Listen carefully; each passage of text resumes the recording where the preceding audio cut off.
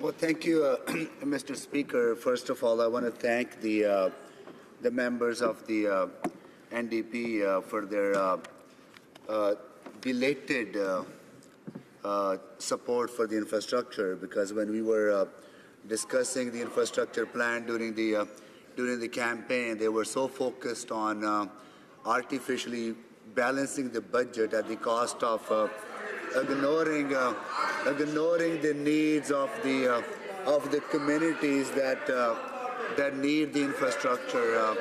And I remember, Mr. Speaker, having a debate with one of their prominent candidates in Edmonton and asking them what the plans were for infrastructure. And what I heard was they will build infrastructure 5 years from now or 10 years from now. So when they talk about rise in the house, to talk about affordable housing, public transit, and water, wastewater infrastructure, or the support for rural communities, I welcome that. I welcome that because at least they recognize that infrastructure is important. That it's the bone of our economy. So, Mr. Speaker, since taking office, our government has been hard at work to deliver unprecedented investments in infrastructure. I'm pleased to speak to the House today about the Investing in Canada Infrastructure Plan. As well, I will speak more about the Canada Infrastructure Bank, which is one of our government's new innovative solutions to help address Canada's pressing infrastructure needs and build more infrastructure. We want to build strong foundations that will allow all Canadians to thrive, excel, and innovate. In Budget 2016, we launched the first phase of our long-term infrastructure plan, which is designed to achieve three important goals. Create long-term growth for those middle-class Canadians and those who are working hard to join the middle class. Build inclusive communities so everyone has a fair chance to succeed, and support low-carbon and green economy. The plan will invest more than $180 billion over 12 years, bringing new and innovative infrastructure investment tools to the table, and support 5 key areas for investment: public transit, green infrastructure, social infrastructure, trade and transportation infrastructure, and rural and northern communities infrastructure. Our plan will deliver better public transit, clean water, and more social housing units for Canadians, while creating long-term growth and jobs for the middle class. When we ran during the last election, we said we would do more, we would double the infrastructure investments across the country. We said now is the time to invest in our country and in Canadians. And now we are delivering on that commitment.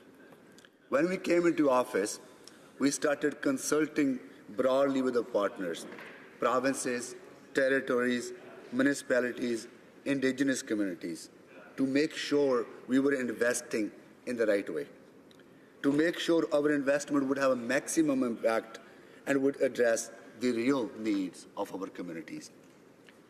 It quickly became clear that everyone was feeling that the infrastructure deficit caused by the lack of sustained, predictable funding from the previous government, and it was clear that our ambitious plan was needed now.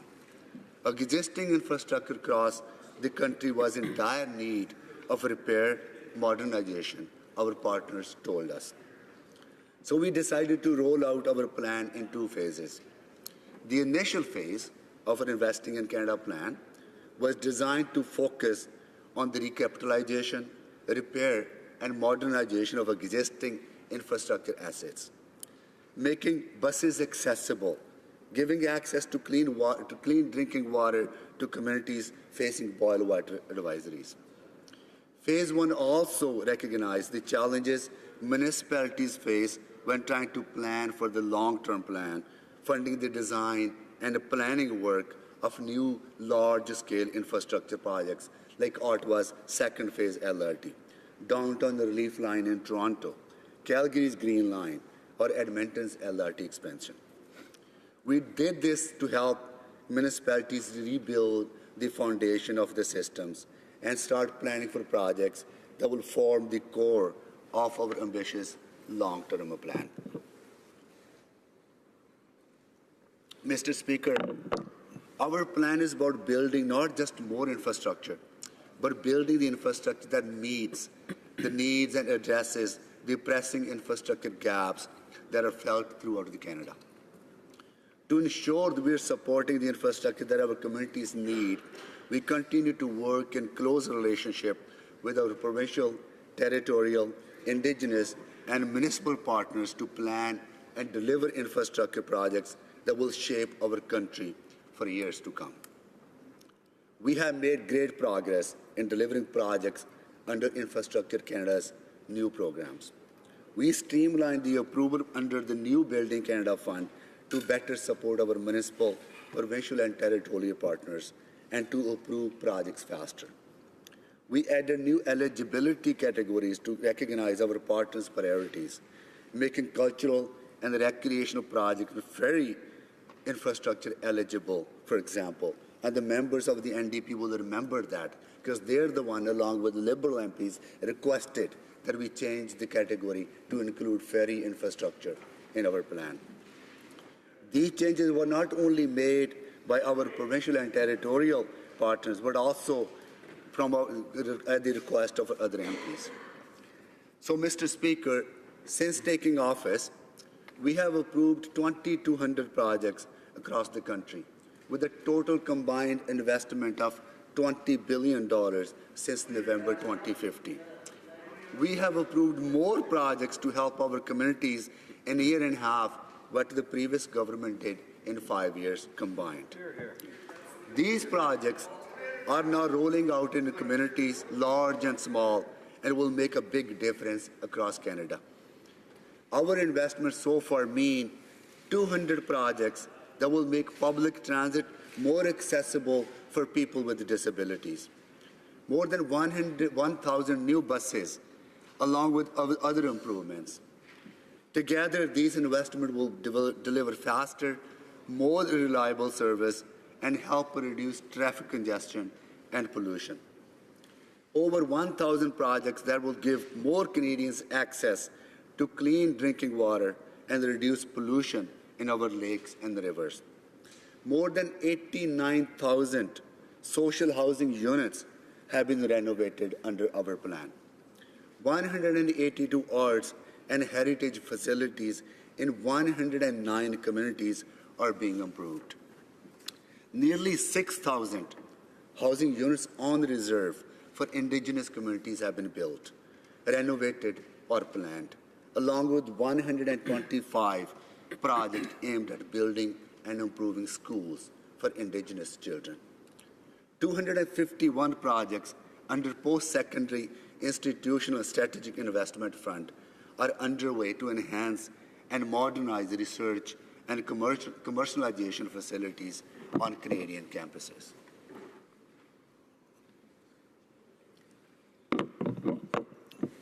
An example of the results of our investments so far can be found in towns of Lanigan, Saskatchewan. Because of a lack of infrastructure investment by the previous government, the people in Lanigan were lacking quality water to bathe their children, wash their clothes, and prepare their food. Thanks to the financial support from our government, the community will soon upgrade the water and wastewater treatment systems. We have helped communities in the North Bay, Ontario, Selkirk, Manitoba, and Moncton, New Brunswick, to buy new buses. New buses are reliable and accessible buses, and they're better for the environment. In North Vancouver, in London, and in Minas, Nova Scotia, they have installed new transit shelters. And Durban, Ontario, and Winnipeg, Manitoba, they have expanded their facilities to accommodate maintenance of their fleets. Our plan is funding water supply main replacement in Clinton, Ontario. It is helping communities' water conservation projects in Texas, British Columbia. It is funding Mayo lift station in Mayo, Yukon. In my home province of Alberta, we have supported key infrastructure projects like the expansion of the Edmonton Yellowhead Trail, a project that was ignored by the previous government for 10 years. Fort Edmonton Park expansion, a very important project from an Indigenous reconciliation point of view. The Southwest Calgary Ring Road and the Lacombe Red Deer wastewater line. Our long-term infrastructure plan is focused on investing in the project that will transform our communities for the 21st century.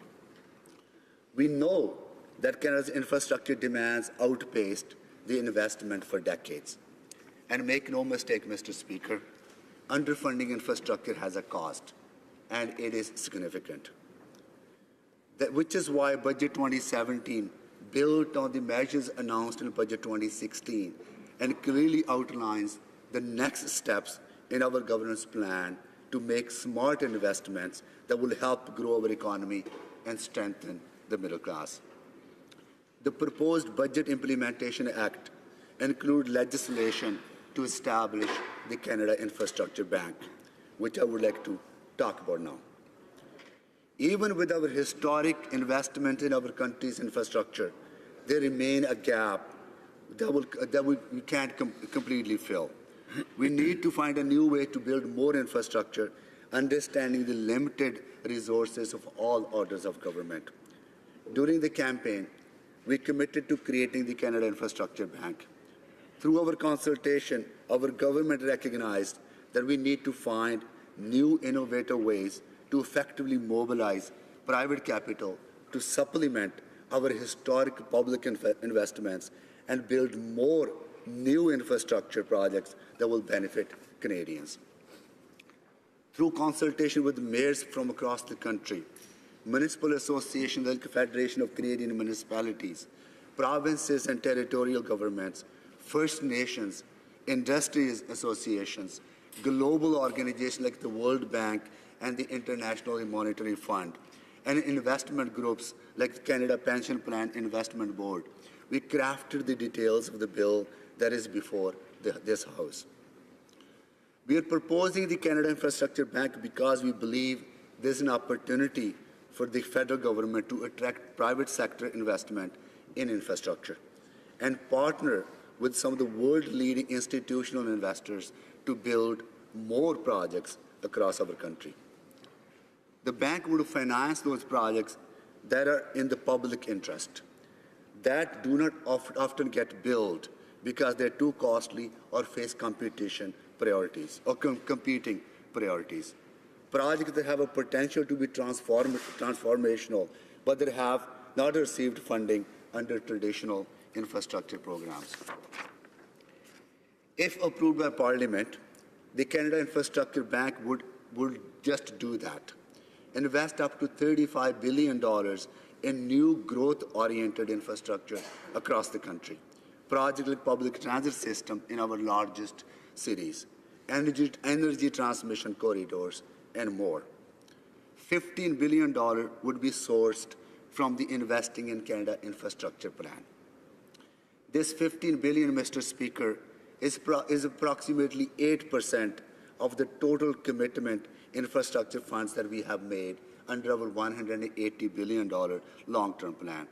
And it is on top of our initial commitment to doubling infrastructure investments.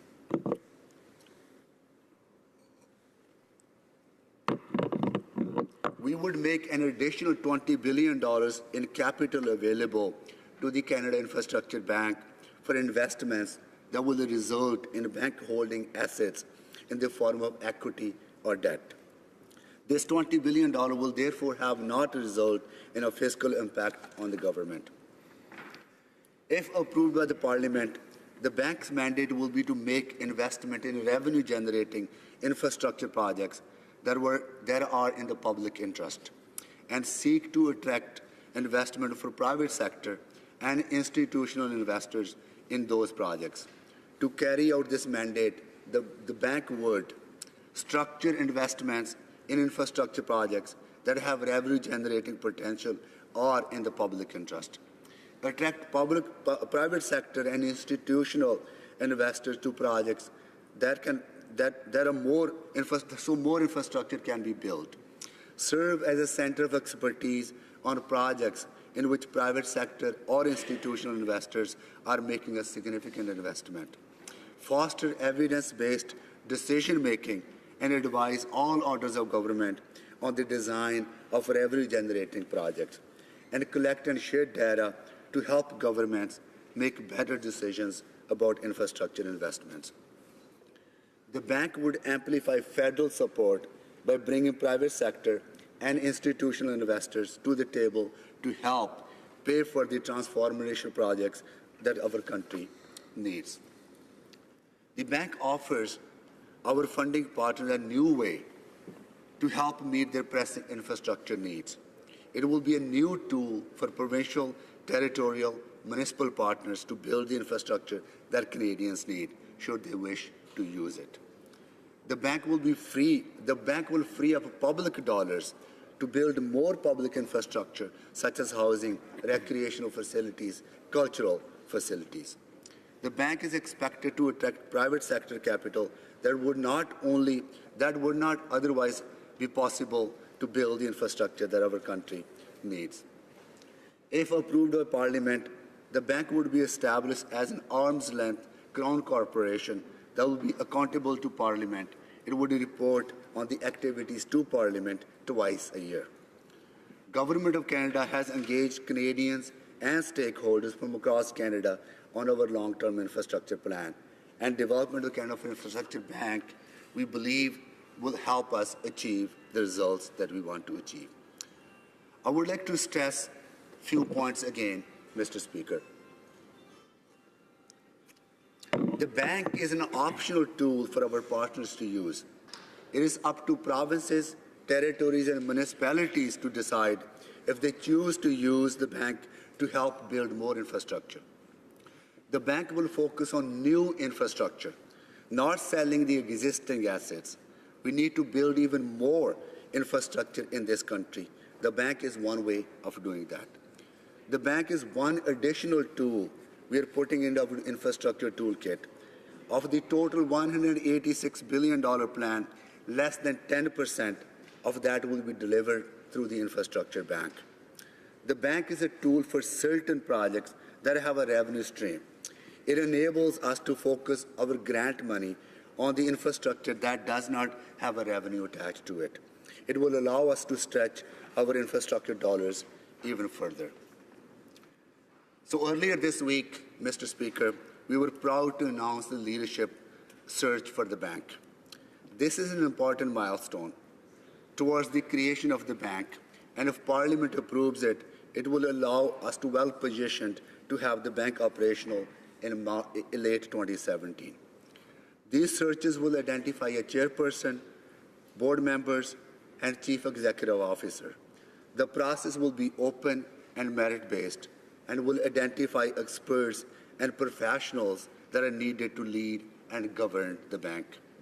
The selection process is designed to attract diverse and highly qualified individuals, taking into consideration the desire to achieve gender parity and to reflect Canada's linguistic, cultural, and regional diversity. We know that our country is stronger when decision makers reflect Canada's diversity, and that's why we're searching for the right talent and people who can help us design this bank and help build this bank and also help deliver on the commitments that we have made to Canadians. Thank you, Mr. Speaker.